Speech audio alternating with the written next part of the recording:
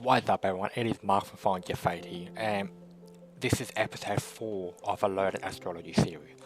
Today in this episode we're going to be looking at astrological aspects. So first I want to explain the difference between the zodiac sign that the planet's in and the aspects that forms within it. So the zodiac sign is the energy type. For example, you may have a Leo moon which is very passionate and fiery, or a Cancer moon which is very deep and needs emotional depth. That is the emotional energy type, since the moon rules emotion. Now you may have a Cancer moon which forms a trine with Saturn. Saturn rules responsibility and structure. So when these two come together, you're going to have someone that has responsibility within their emotions, since the two planets are connected. So this Cancer moon will feel very responsible for the people they care about. Then you may have another Cancer moon which has a lot of squares, which are hard aspects going to the moon, and they may not be like a typical Cancer moon. They're gonna be a little bit more selfish and maybe a little bit more not like a Cancer moon, you could say. The emotional depth will still be there, but it's maybe really hard for them to show it, since the aspects is how the energy moves. So an energy type is a zodiac sign, aspects is how it moves, and negative aspects means it might not move as much.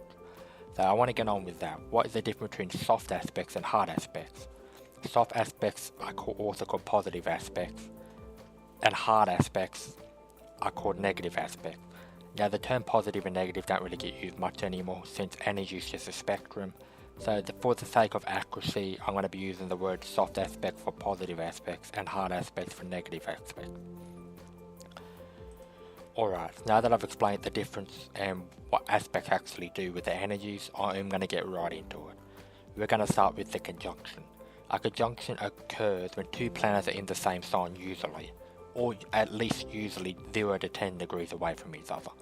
When two planets form a conjunction, they combine their energies in the same sign mainly, or at least very close degrees, and this strengthens it for better or for worse, Well, sometimes for worse, but mainly for the better.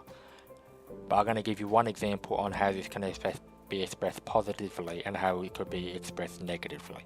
Remember, this is expression, a spectrum, and not every person with these aspects are going to be the same. So for example, you could have a Sun and Moon conjunct, which means they're usually very, very close together. This is going to be a person that their self-expression, which is the Sun, and their communication type is the same. So these energies and how it moves is going to help you express yourself naturally. Or you could have a Mars and Uranus conjunction, which can make the person rebel. It could be a little bit more negative. Now, of course, how they're rebel could be more in a positive light. It depends on how they do that, or how they take these type of energies. But this is just for the sake of this video, it's going to be using these as an example. It can be a little complicated to explain, since it is a spectrum, but this is how it is for the most part. Now we're going to get on with the trine. A trine is also just like a conjunction, it is a soft aspect. A trine is formed when two planets are about 120 degrees away from each other. Despite the distance, this is a very lucky aspect to actually have. This brings a period of luck, harmony, positive change and good vibe. Now, for the most part, most trines are in the same element. Now they can be in different elements, but the trine aspect is just slightly more weaker, since the energy type is not aligned with the actual how it moves. So for example, you could have someone that has a 28 degree Pluto in Scorpio, then the other one has a 0 degree Pluto in Sagittarius. This is still going to trine, but it's not going to be as strong as if it was in the same element. Since the energy type is different, but it's still going to move in a similar way, if that makes sense. So that is what a trine is. It's basically the same element, or very late and early degree neighbouring signs. Now we're going to get with the sextile, which is another soft aspect. A sextile usually occurs when two signs are 60 degrees apart. So when two planets might also be in air and fire, for example, which is compatible elements. It's not the similar element type, but it's compatible element still. We also got earth and water, for example. They're also compatible elements. This is very chill, friendly aspect that allows you to finally relax and get along. Or it also flows good in your birth chart. Now we're going to get on with a hard aspect, which is the square.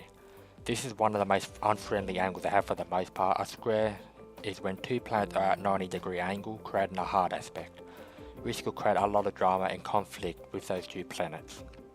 However, while the square will definitely bring us challenges, it can also force us to deal with uncomfortable issues to overcome them. Remember, everyone has squares and they help you grow. Well, most people do have squares. Get on with the opposition. Opposites attract, or do they? It can go either way with this one. When two planets are in opposition to each other, an opposition occurs when two or more planets are on opposite sides of the zodiac wheel. So for example, Aries and Libra are opposite signs, Taurus and Scorpio are also opposite signs, Leo and Aquarius are opposite signs, and so on and so forth. These signs are so different from each other, but they can also have some similarities also, so this brings the best and worst in someone.